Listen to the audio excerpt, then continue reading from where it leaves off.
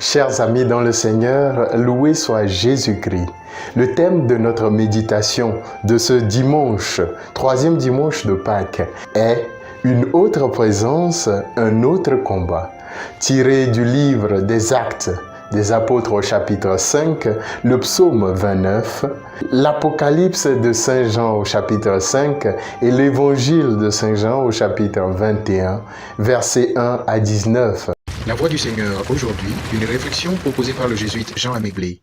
La résurrection nous montre les limites de nos connaissances et de notre foi. Nous avons des yeux, mais nous ne voyons pas. Des oreilles, mais n'entendent pas.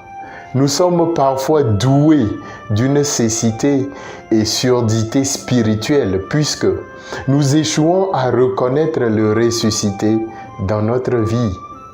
Le proverbe Maasai du Kenya de dire « Celui qui se lève tard ne voit pas le lézard en train de se brosser les dents ». En d'autres mots, le paresseux rate des choses très importantes.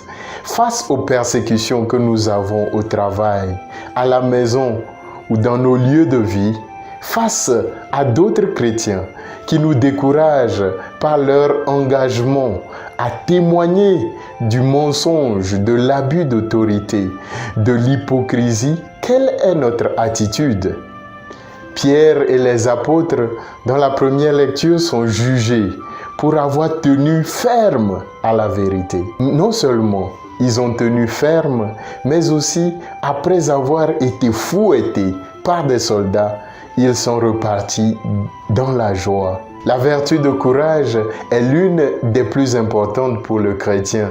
Ce courage, ce n'est pas en termes de biceps ou de coups de poing, mais en termes d'intégrité, de persévérance et de combat face à l'épreuve. Le chrétien, c'est celui qui, après avoir pleuré, essuie le visage, relève la tête et marche, car, comme dit le psaume 29, « Avec le soir viennent les larmes, mais au matin, les cris de joie. » Le Seigneur ne sera pas toujours sur la berge pour dire là où jeter les filets, mais il donnera toujours sa grâce pour que nous ouvrions nos yeux et nos oreilles fatiguées par les poussières et les bruits de ce monde. Un auteur de dire « La plus grande bataille, c'est entre ce que tu connais dans la tête et ce que tu ressens dans ton cœur. » La bataille que nous menons. Chaque jour, c'est de continuer à témoigner de la vérité quand nos modèles, nos personnes de référence nous déçoivent sur cette voie.